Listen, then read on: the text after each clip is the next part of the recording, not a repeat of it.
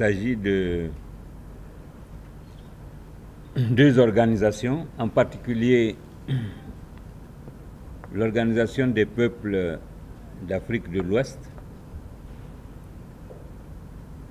OPAO, qu'on appelle WAPO en acronyme anglais, et Pan-Africanism Today, qui est l'organisation continentale qui supervise l'activité. Donc ces deux organisations parrainent la conférence anti-impérialiste. Quel est l'historique de ces deux organisations?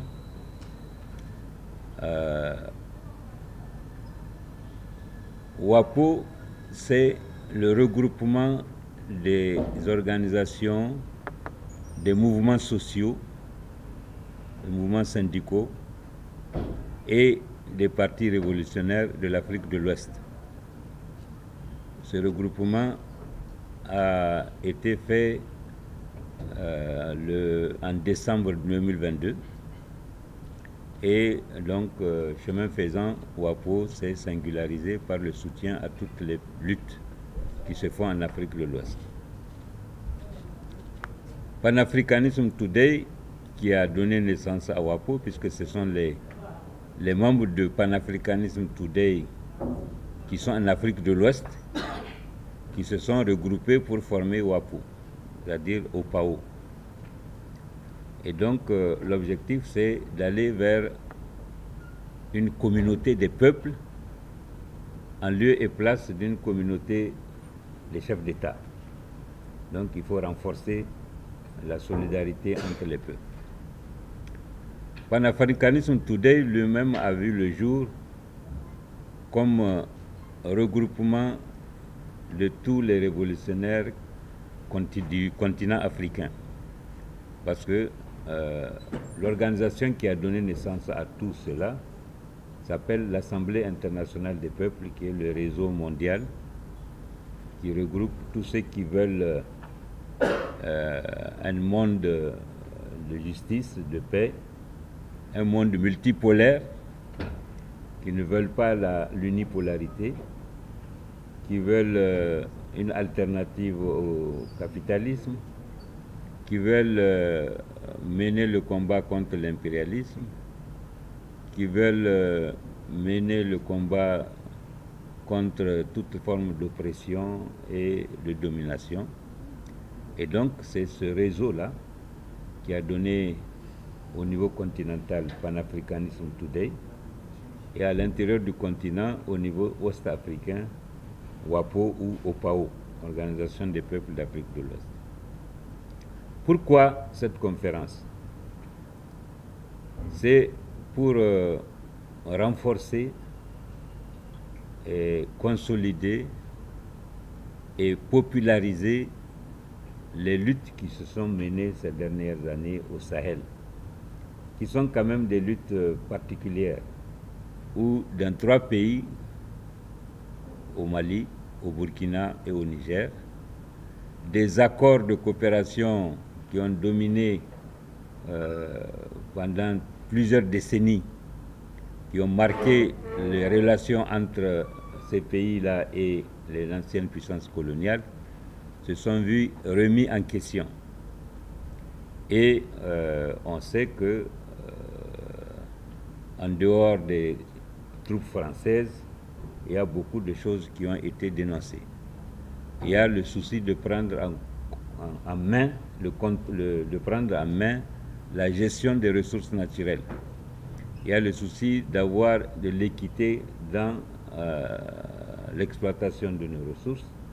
Et donc, c'est tout cela que WAPO et Pan-Africanism Today ont voulu porter à la connaissance du monde en venant ici tenir une conférence de 3 jours au cours de laquelle des travaux en panel, des réflexions vont être faites pour voir le système de domination dans le monde, comment ça se passe aujourd'hui, comment les puissances impérialistes déclinantes s'acharne contre les pays du Sud et en particulier les pays du Sahel, en réfléchissant sur le devenir des pays africains dans le contexte actuel et en se focalisant sur le Sahel.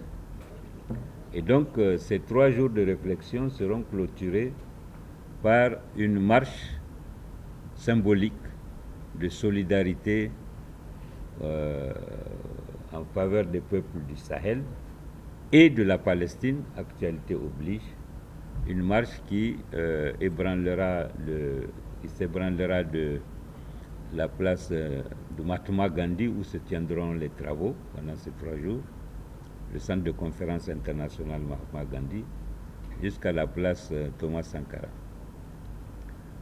Il y aura à la fin de ces travaux la déclaration de Niamey qui doit montrer la réflexion qui a été faite par les panélistes et qui peut être la voie par laquelle les pays qui veulent continuer dans la voie de la souveraineté et de l'indépendance ont intérêt à cheminer.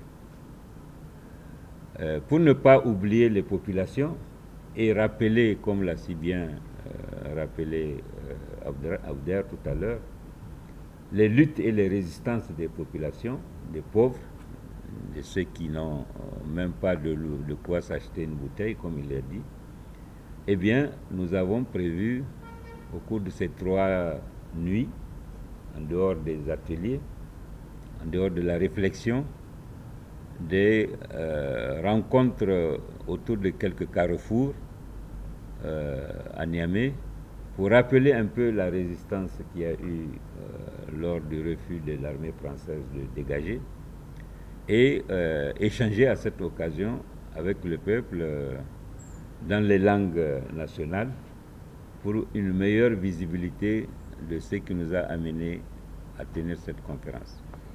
Donc, les travaux se feront en français, en anglais, en portugais, parce qu'il y a des gens qui viennent de différents horizons. Et comme nous sommes en Afrique, chaque fois que nous faisons des rencontres de ce genre, nous prenons une langue africaine pour ajouter. Lorsque nous tenons nos rencontres en Afrique australe, nous prenons le Swahili pour ajouter aux langues occidentales. Cette fois-ci, nous prenons le Hausa pour ajouter aux langues occidentales. Et maintenant, au cours des soirées, là, ce sont les langues africaines uniquement qui vont dominer. Les langues nigériennes, comme des langues des pays de la diaspora, puisqu'il y a des gens qui vont venir de différents pays africains. Et les diasporas d'ici vont avoir l'occasion de montrer que nous sommes vraiment solidaires, nous sommes un seul peuple en Afrique et que nous voulons aller vers l'unité africaine, nous voulons aller vers le rejet du néocolonialisme pour une Afrique unie, une Afrique qui veut s'ériger en pôle d'un monde multipolaire. Voilà l'objectif que nous visons. Donc il y aura, comme il a dit, une centaine de participants qui viennent des pays aussi variés que le Népal, l'Inde, la Corée du Sud, le Venezuela, Cuba, Brésil, Argentine, etc. Et Afrique du Sud, Zambie, etc., Kenya, Afrique de l'Ouest, Bénin, Burkina, Nigeria, etc., etc. Donc voilà, la singularité ici, c'est que l'AIP, qui regroupe tout cela, a mobilisé ses propres moyens et pour montrer que nous sommes venus en soutien. Les gens viennent avec leurs billets d'avion, prennent en charge leur propre hébergement, la restauration et tout. En fait, nous demandons seulement au gouvernement du Niger de parrainer, d'assurer la sécurité et de nous donner un local pour faire la réflexion. Donc c'est une contribution à ce qui se passe au Sahel, parce que ce qui se passe au Sahel doit être compris dans le monde. Ce n'est pas une mince affaire. Il faut que cela soit porté à la connaissance du monde. Il faut que tous les autres peuples du monde soient solidaires des peuples du Sahel pour dire que c'est un combat commun contre l'injustice, contre les dominations, pour l'affirmation de la dignité des peuples du monde.